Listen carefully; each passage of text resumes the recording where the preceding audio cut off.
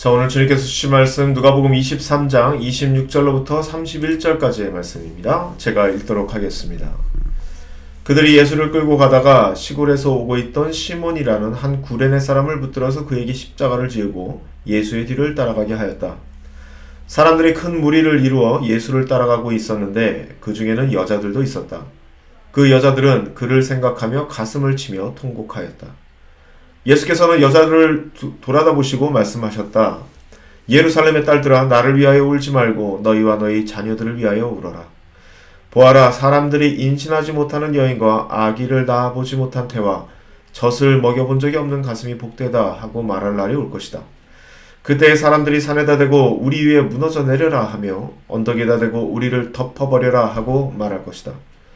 나무가 푸른 계절에도 사람들이 이렇게 하거든 하물며 나무가 마른 계절에라 무슨 일이 벌어지겠느냐. 아멘. 자, 오늘 본문 말씀 가지고 분노의 거친 파도를 거슬러 오르는 이들이라는 제목으로 말씀을 전하도록 하겠습니다.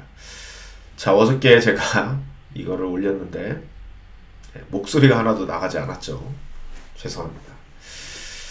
자, 이 목소리가 나가지 않았는데 놀라운 거는 좋아요가 몇 개 눌러졌다는 겁니다. 그래서 어떤 분이 그러시더라고요. 목소리가 안 나온 게 좋은 건지, 목소리가 차라리 안 나오는 게 더 좋은 건지, 그래서 좋아요가 어느 영상보다도 더 많았다고 얘기를 하셨습니다. 지금 그 영상은 내려갔지만요. 정말 다시 한번 죄송스럽다고 말씀드리고요. 어저께 전하려고 했던 그 말씀 그대로 가지고 나와서 오늘 전하도록 하겠습니다. 자, 그럼 오늘 이 분노의 거친 파도를 거슬러 오르는 사람들에 대해서 우리 한번 이야기해 보도록 하겠습니다. 자, 여러분, 우리가 지금까지 쭉 얘기했던 것처럼 예수님의 이 십자가의 이 자리에는 수많은 종류의 사람들이 모여 있습니다. 이 빌라도와 헤롯을 대표로 한 세상 사람들이 있겠고요. 그리고 대제사장들과 바리새인들을 대표로 한 종교 지도자들이 있습니다. 자, 그리고 그 종교 지도자들의 주장에 현혹되어서 동조하고 있는 유대인들이 등장하고 있습니다. 그리고 다른 사람들도 있죠. 예수님과 한솥밥을 먹고 정말 그를 죽기까지 따르겠다라고 그렇게 약속했던, 하지만 결국 뿔뿔이 흩어져 버려진 그러한 제자들도 있죠. 지금 예수님 주변에는 이렇게 수많은 사람들이 있습니다. 하지만 이 수많은 사람들 중 지금 바로 이 순간 이 중에는 예수님의 편에 서 있는 사람은 한 명도 없습니다. 자, 그러나 이 모든 사람들이 예수님을 십자가에 못 박으라고 소리치는 이 상황 안에서 예수님을 떠나지 않고 예수님의 옆을 지키고 있는 사람들이 등장하는 것입니다. 바로 오늘 본문에 등장하는 사람들이죠. 자, 바로 오늘 본문에 등장한 그 여인들 말입니다. 그들은 예수님을 지키면서 심지어 예수님을 위해서 애곡을 하고 있습니다. 슬피 울고 있다는 겁니다. 이 분노한 민중들 사이에 끼인 이 애곡하고 있는 이 여성들의 목소리는요, 사실 우리들이 머릿속으로 그려보면은 굉장히 기이한 풍경을 우리에게 제시하는 모습입니다. 자, 한번 생각해보면요, 어떻게 이 여자들은 이 모든 이스라엘 사람들이 예수님을 향해서 분노하고 있을 때 그와 정반대로 어떻게 슬퍼하면서 울 수 있었을까? 어떻게 이것이 가능했을까? 집단의 시기에 아주 강한 이 유대인들 사이에서 어떻게 이것이 가능할까? 이것을 말이죠. 이 사람들이 용감했기 때문에 이것이 가능했을까요? 용감했기 때문에 이렇게 할 수 있었다라는 근거는 어디에도 없습니다. 만약에 이 사람들의 슬퍼하는 이 울음소리가 용감한 행위였다면, 거기 있는 사람들이 용감하게 이것을 평가했다면 분명히 그 자리에는 잔혹한 유혈 사태가 따랐을 겁니다. 살인자를 놓아주면서까지 예수님을 처형하고자 했던 유대인들입니다. 그렇게 유대인들은 예수님을 향해서 분노를 쏟아붓고 있었습니다. 그러한 분노를 우리가 감안한다면 여기 나온 이 여인들의 슬퍼하며 우는 이 애곡은 결코 폭력을 피할 수 없었을 겁니다. 그렇다면 어떻게 이것이 가능했었을까? 우리는 그것을 생각해 봐야 된다는 것이죠. 이 여인들의 용감함에 기인한 것이 아닙니다. 단 하나의 가능성은 이 여인들이 비천했기 때문에 가능했다는 겁니다. 비천한 사람들이기 때문에 그 비천한 사람들이 아무리 자신의 감정과 자신의 주장을 이렇게 표현하고 있음에도 불구하고 그들의 눈물에 동조할 사람도 없고 그들의 소리치는 울음소리에 그들을 돌아볼 사람도 없었기 때문이죠. 당시 사회 분위기가 그러했다는 것이죠. 여러분, 이러한 사회 분위기는 성경 안에서 자주 나오는데 이 오병이어의 기록이 대표적이라고 얘기할 수 있겠죠. 이 오병이어의 기록에서도 알 수 있듯이 당시 여성들은 사람들을 계수할 때 카운트의 대상이 아니었습니다. 그만큼 사회적 지위가 없었습니다. 도대체 사람들이 이렇게 모였는데 몇 명의 사람들이 모였는지 사람의 숫자를 헤아리는데 여자들은 거기에 포함되지 않았다는 거예요. 조금 과장해서 말하면 이것은 이러겠죠. 무언가 사람의 숫자를 세는데 그 사람의 숫자 안에 포함하지 않으니 이 사람들은 사람도 아니었다는 겁니다. 그러니 그렇게 사람이 아닌 사람들이 아무리 울고 아무리 소리를 쳐도 그 이야기를, 그 소리를 들을 필요도 없었고 심지어는 아마 들리지도 않았을 겁니다. 현대사회 안에도 이런 사람들이 있습니다. 이런 사람들을 두고 그래서 현대사회에서는 이렇게 얘기하죠. 사각지대에 놓인 사람들이라고요. 블라인드 스팟에 놓인 사람들 말입니다.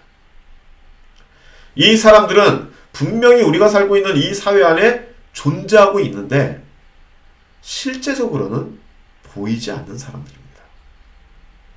블라인드 스폿에 놓여 있으니까요.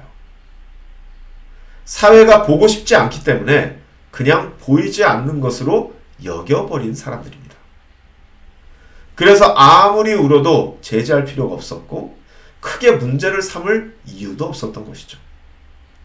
사회적인 기득권 자체가 없기 때문에 이 사람들이 누군가를 선동할 수 있는 능력도 없고 그리고 이 사람들에게 선동당하는 사람도 없다는 겁니다. 그런데 놀라운 것은 바로 그렇게 여김을 받던 사람들이 골고다를 오르고 있는 예수님의 마지막 자리를 지키고 있었다는 것입니다. 자, 다시 한번 말씀드리지만 우리는 사람의 문제에 대해서 지금 이야기하고 있습니다. 가장 풀기 어려운 사람의 문제 말이죠. 변수로 가득한 사람이 만들어내는 이 문제들 말입니다. 지금 예수님의 이 십자가 자리에도 수많은 종류의 사람들이 모여 있습니다. 빌라도와 헤롯을 비롯해 대표로 한 세상 사람들이 모여 있고 대제사장들과 바리새인들 그리고 그들을 대표로 한 종교 지도자들 그리고 종교 지도자들에게 동조하고 있는 유대인들이 있습니다. 그리고 예수님의 제자라고 일컬어지는 사람들이 있죠. 이렇게 수많은 사람들이 있지만 지금 이 순간 이 장면에는 예수님의 편에 서 있는 사람들은 없습니다.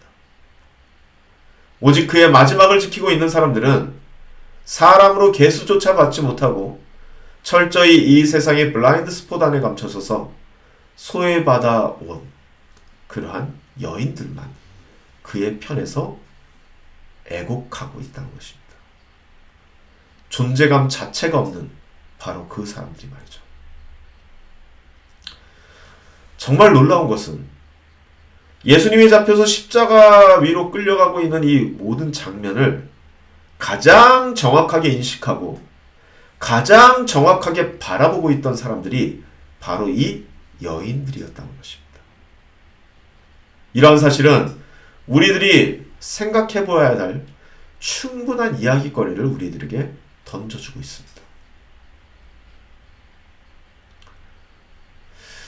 자, 이들은 어떻게 그렇게 할 수 있었을까? 아마 이 이야기는 누가복음 23장을 마무리할 때 등장할 아리마대 요셉의 이야기를 하면서 마무리 지을 수 있을 것 같습니다.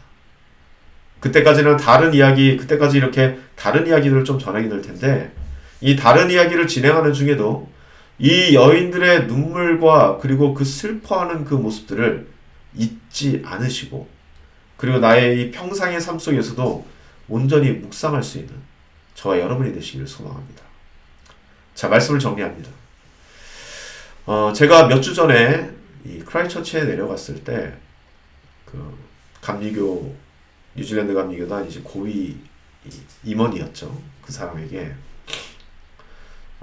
우리 코리안 파스터들이 하나의 프로젝트를 지금 준비하고 있는데 너희들이 어떻게 펀드를 우리한테 제공할 수 있냐라고 물어봤을 때 기억이 납니다.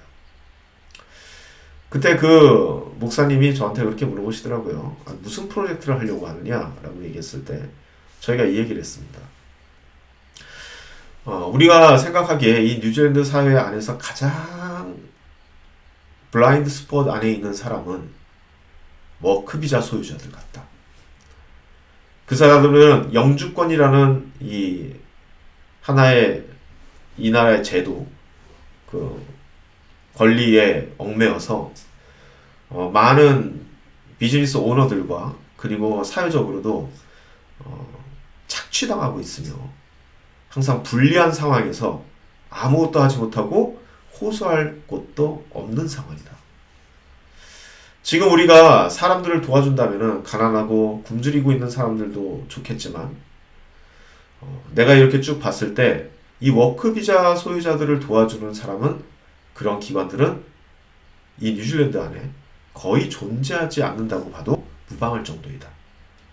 이 사람들을 도와주고 싶다 라고 얘기했더니 무슨 펀드가 있다고는 얘기는 해주더라고요. 근데 제가 이렇게 얘기를 쭉 하는 중에 그 목사님이 제 이야기를 심각하게 받아들이지 않고 있다는 것을 느낄 수 있었습니다. 여러분, 소외계층이라는 것이 바로 이런 겁니다. 그 목사님이 이상한 목사님이 아닙니다. 그 목사님도 훌륭한 목사님입니다. 뉴질랜드 감리교단에 오랫동안 재직하셨고, 그리고 이 안에서도 수많은 일들을 해내신 분들입니다. 그러니까 제가 또 물어봤겠죠. 그럼에도 불구하고 이 워크비자 소유자라는 이 소외된 계층에까지는 그 목사님도 관심이 미치지 못하고 있다는 것을 발견한다는 것입니다. 그렇기 때문에 워크비자 소유자들이 아무리 뉴질랜드 땅에서 외치더라도, 그의 소리를 외치더라도 아무도 듣지 않는 이유가 바로 그런 것에서 찾을 수 있지 않을까 생각을 합니다.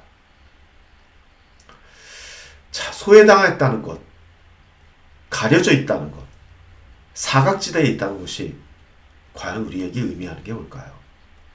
우리는 그렇게 가려져 있다는 것을 생각보다 심각하게 받아들이지 못할 정도로 그 소외당한 사람들은 심각하게 소외당하고 있다는 겁니다. 오늘 본문에 나온 여인들처럼 말이죠.